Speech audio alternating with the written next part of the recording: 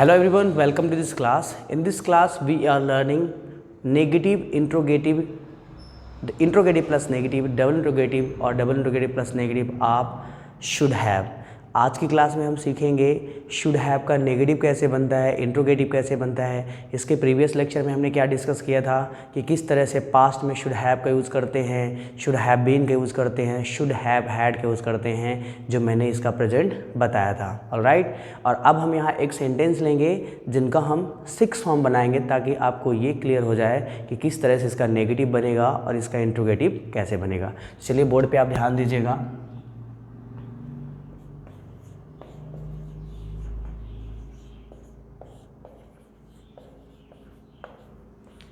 तुम्हें मुझे फ़ोन करना चाहिए था,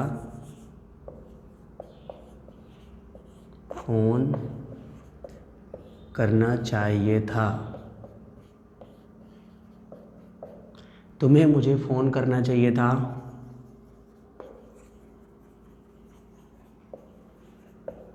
You should have called me. तुम्हें मुझे फ़ोन करना चाहिए था। You should have called me.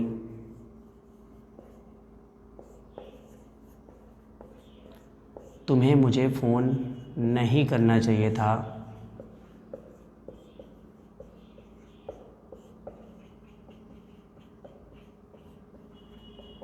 तुम्हें मुझे फ़ोन नहीं करना चाहिए था। You shouldn't have called me. आपको पता है कि जब जब हम नेगेटिव बनाते हैं तब तब हम शुड की जगह किसका यूज़ करते हैं, शुडेंट का यूज़ करते हैं, या आप शुड नॉट का भी कर सकते हैं। तुम्हें मुझे फ़ोन नहीं करना चाहिए था। You shouldn't have called me. क्या मुझे तुम्हें फ़ोन करना चाहिए था। क्या मुझे तुम्हें फ़ोन करना चाहिए था। क्या मुझे तुम्हें फ़ोन करना चाहिए था।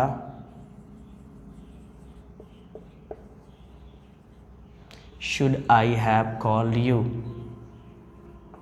क्या मुझे तुम्हें फ़ोन करना चाहिए। अब यहाँ मुझे आया इसलिए सब्जेक्ट क्या लिया हमने, आई, और ऑब्जेक्ट में क्या है, यू, इसलिए यहाँ पास यू लिए हैं। ओके, अब इसका नेगेटिव बनाएंगे।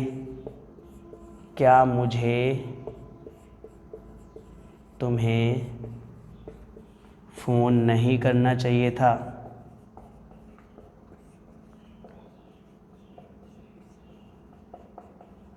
क्या मुझे तुम्हें फ़ोन नहीं करना चाहिए था। तो सेंटेंस की शुरुआत क्या से होती है, तो हम हेल्पिंग वर्ब को तो पहले लाते हैं, लेकिन यहाँ नहीं भी है तो हम नेगेटिव हेल्पिंग वर्ब को पहले लाएंगे। तो सेंटेंस क्या बनेगा, shouldn't I have called you.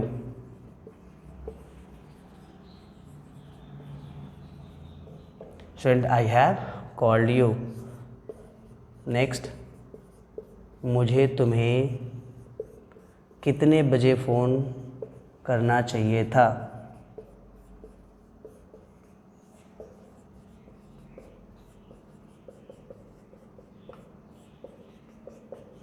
मुझे तुम्हें कितने बजे फ़ोन करना चाहिए था, कितने बजे, व्हाट टाइम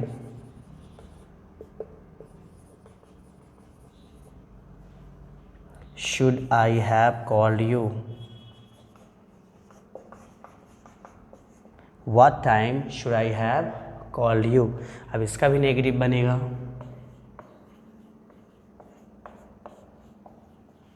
मुझे तुम्हें फ़ोन क्यों नहीं करना चाहिए था।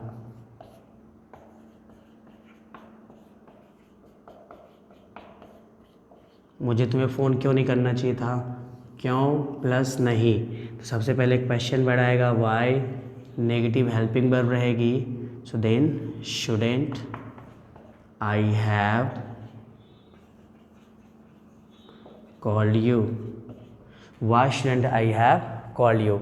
बस आपको ध्यान ये देना है कि यहाँ तो हम एक साथ शुड हैव को लिखते हैं, लेकिन जब इंट्रोगेटिव बनाएंगे तो केवल शुड बस आएगा और हैव सब्जेक्ट के बाद लिखा जाएगा। इसी तरह यहाँ भी जैसे हमने यहाँ स्टूडेंट हैव का यूज़ किया है, लेकिन जब नेगेटिव इंट्रोगेटिव बनाएंगे तो स्टूडेंट को पहले लिखेंगे और हैव सब्जेक्ट के बाद आएगा, और इसी तरह सभी जगह पैटर्न फॉलो होगा। आप ऐसा यहाँ नहीं करिएगा स्टूडेंट हैव को एक साथ लिख दीजिए, तो आपका सेंटेंस गलत हो जाएगा।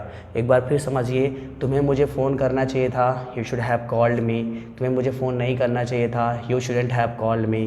क्या मुझे तुम्हें फ़ोन करना चाहिए था, should I have called you. क्या मुझे तुम्हें फ़ोन नहीं करना चाहिए था, shouldn't I have called you. मुझे तुम्हें कितने बजे फ़ोन करना चाहिए था, what time should I have call you. Next, मुझे तुम्हें फ़ोन क्यों नहीं करना चाहिए था, Y shouldn't I have called you. Clear. So इस तरह फ्रेंड्स हमें negative, interrogative plus negative sentences को बनाना है। अब आप ध्यान दीजिए आंसर कैसे देते हैं। तो यहाँ मैं एक सेंटेंस लिख रहा हूँ, should I have invited him. Should I have invited him, क्या मुझे उसे आमंत्रित करना चाहिए था। Should I have invited him, क्या मुझे उसे निमंत्रित करना चाहिए था। Yes you should have invited him, हाँ तुम्हें उसे निमंत्रित करना चाहिए था। नहीं, no you shouldn't have invited him, हाँ तुम्हें उसे निमंत्रित करना चाहिए था। Yes you should have invited him, no you shouldn't have invited him. Clear. तो इंट्रोगेटिव सेंटेंस का आंसर ऐसे देते जब आपको पता है जब आई होता है तो यू में आंसर जाता है। ये मैंने प्रीवियस लेक्चर में ही आपको बताया था जब मैंने शुड पढ़ाया था। तो should I have invited him, yes you should have invited him. Negative answer, no you shouldn't have invited him. इसे भी आप नोट कीजिए, इन सबको नोट कीजिए। देन मैं आपको एग्जाम्पल देता हूँ related to should have had और शुड हैव बीन, ताकि आपकी प्रैक्टिस हो जाए। और साथ ही में इसका नेगेटिव इंट्रोगेटिव टाइप के भी सेंटेंस मैं आपको देता हूँ, इसे आप नोट कर लीजिए।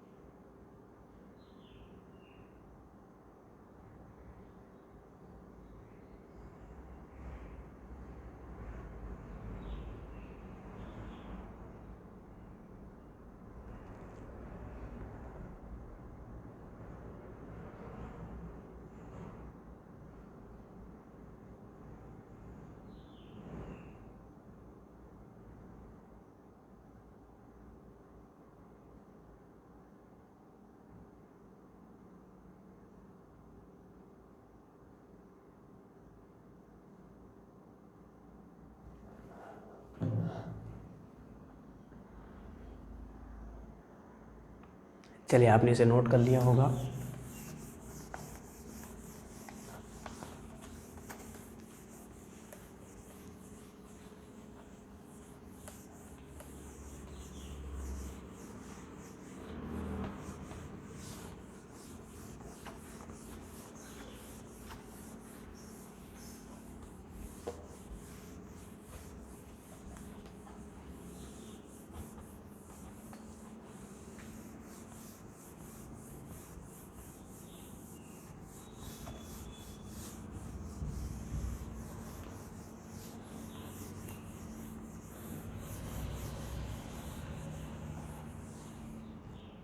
चलिए, अब एग्जाम्पल्स लिखते हैं जिन्हें आपको ट्रांसलेट करना है।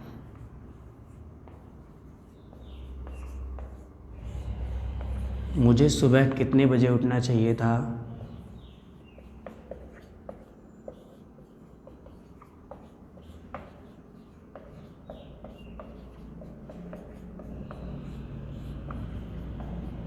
मुझे सुबह कितने बजे उठना चाहिए था?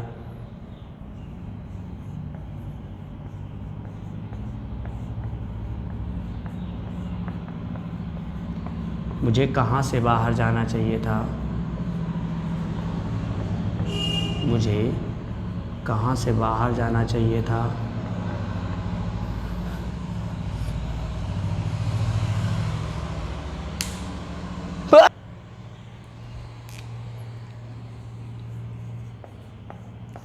मुझे जन्मदिन में कितने लोगों को निमंत्रित करना चाहिए था?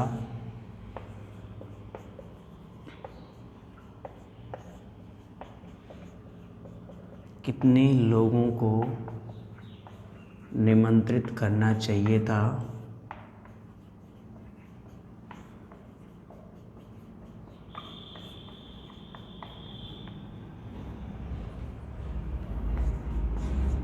मुझे कौन सी किताब पढ़नी चाहिए थी या उसे कौन सी किताब पढ़नी चाहिए थी?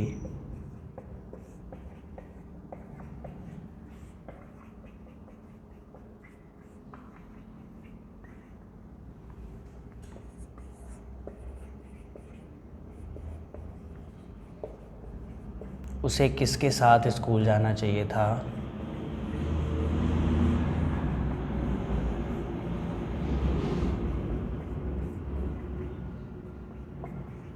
उसे किसके साथ स्कूल जाना चाहिए था?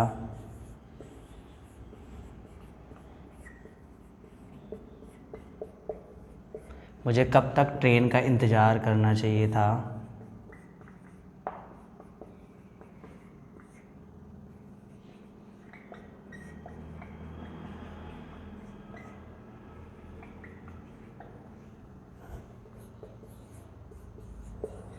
तुम्हें पापा से बहस नहीं करनी चाहिए थी?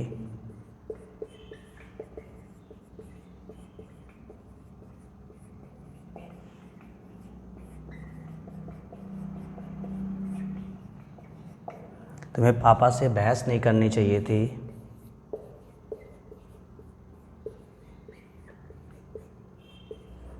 उसे कक्षा में शोर नहीं मचाना चाहिए था?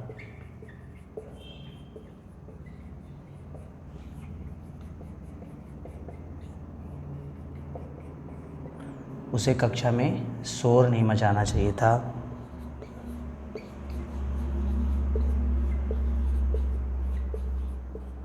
तुम्हें घर में चोरी नहीं करनी चाहिए थी?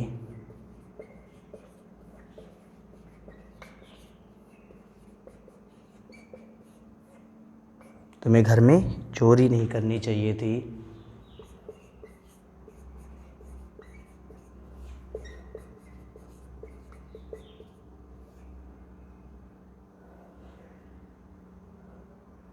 तुम्हें गरीबों की मदद करना चाहिए था या मदद करनी चाहिए थी? तुम्हें गरीबों की मदद करनी चाहिए थी?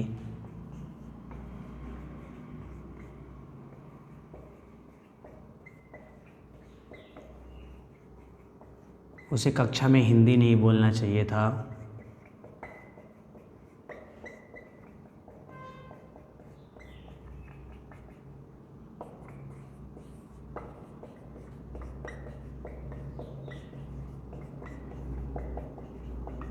उसे रात में बाहर नहीं जाना चाहिए था।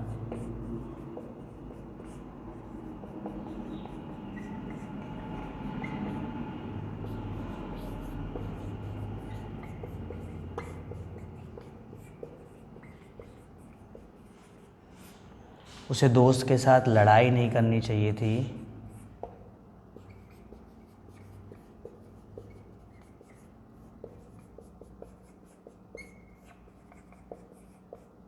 उसे दोस्त के साथ लड़ाई नहीं करनी चाहिए थी।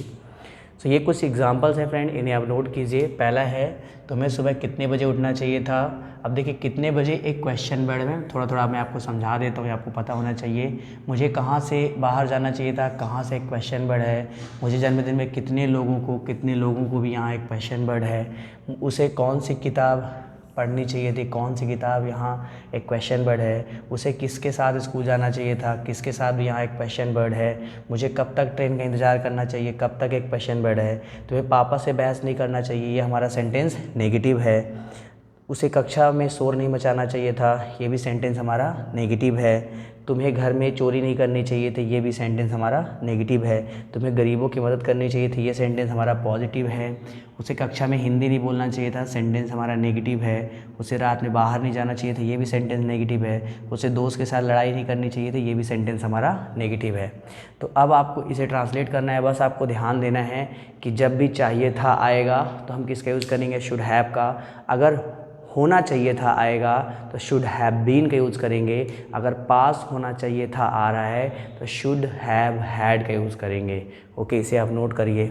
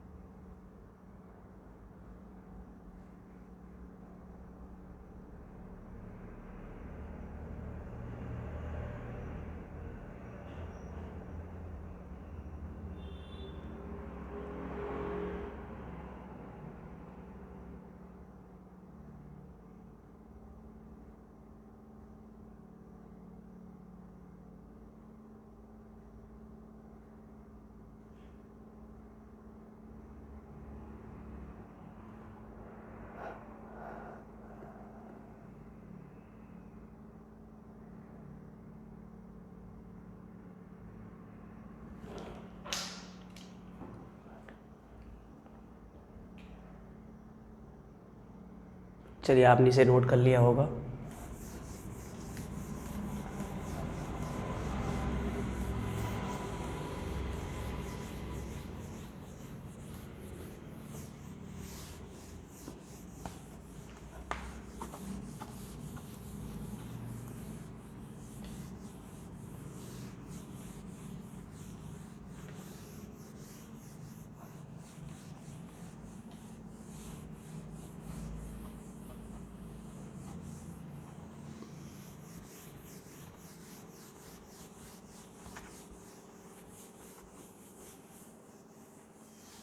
चलिए कुछ और एग्जांपल लिखिए, जैसे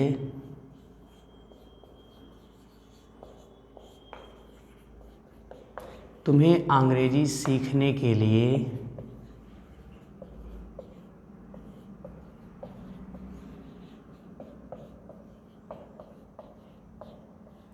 कोई कसर नहीं छोड़ना चाहिए था।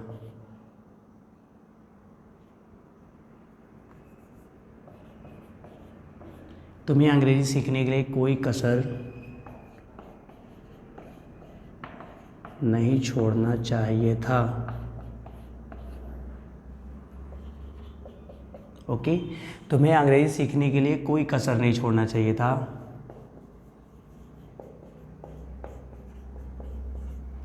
तुम्हारे पास अच्छी आदतें होनी चाहिए थी।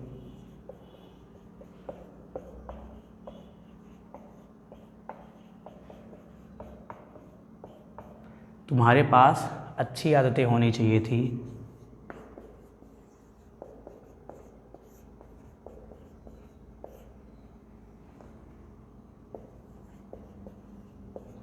तुम्हारे पास अच्छे दोस्त होने चाहिए थे।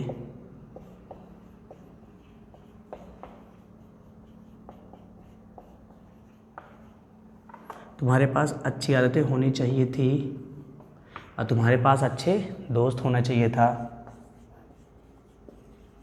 तुम्हें काम के प्रति बेईमान नहीं होना चाहिए था।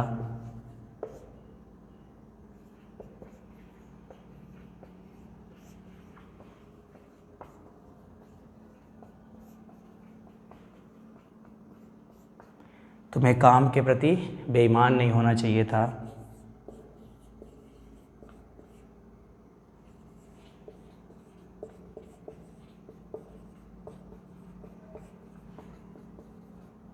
तुम्हें अपने भाई का साथ नहीं देना चाहिए था।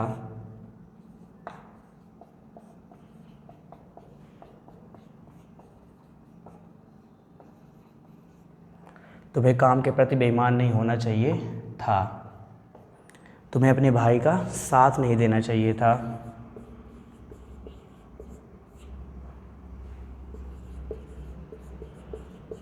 तुम्हें हमेशा दूसरों की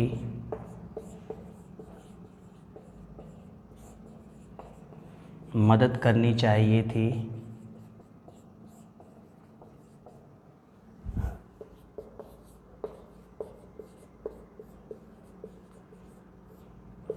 उसे नई कार खरीदनी चाहिए थी।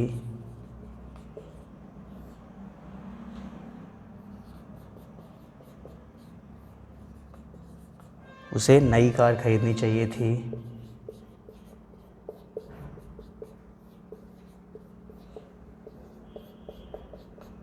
उसे रात में दोस्त के साथ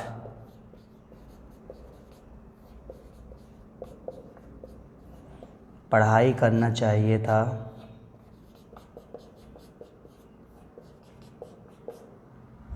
उसे रात में दोस्त के साथ पढ़ाई करना चाहिए था। तो ये कुछ और नए सेंटेंसेस हमने लिखे हैं। अब आपके मन में चल रहा होगा कोई कसर न छोड़ना को इंग्लिश में क्या बोलते हैं, तो लिख लीजिए no, leave no stone unturned. Leave no stone unturned का मतलब होता है कोई कसर नहीं छोड़ना। ये इकट्ठा है, कोई कसर नहीं छोड़ना को ही बोलते हैं लीव नो स्टोन अनटर्न्ड। तो सेंटेंस हमारा क्या हो जाएगा, फिर पॉजिटिव हो जाएगा। तुम्हें अंग्रेजी सीखने के लिए कोई कसर नहीं छोड़ना चाहिए। तो you should have left no stone unturned to learn English. You should have left no stone unturn to learn English. फिर तुम्हारे पास अच्छी आदतें होनी चाहिए थी, तुम्हारे पास अच्छे दोस्त होने चाहिए थे, तुम्हें काम के प्रति बेईमान नहीं होना चाहिए था, तुम्हें अपने भाई का साथ नहीं देना चाहिए था, तुम्हें हमेशा दूसरों की मदद करनी चाहिए थी, उसे नई कार खरीदनी चाहिए थी, उसे रात में दोस्त के साथ पढ़ाई करना चाहिए था। तो ये कुछ और एग्जांपल्स हैं, यहाँ मैंने लिखे हैं related to should have been और शुड हैव से रिलेटेड, शुड हैव हैड से रिलेटेड। इन्हें आप ट्रांसलेट कीजिएगा। सबसे पहले आप इन सेंटेंसेस को लिखिए।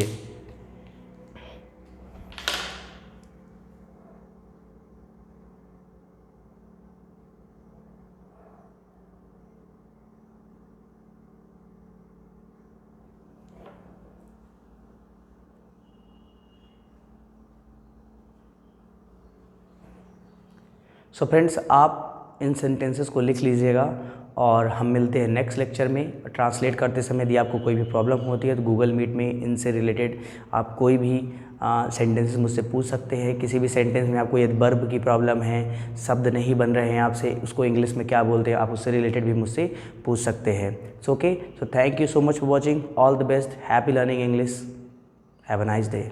इसे आप नोट कर लीजिएगा।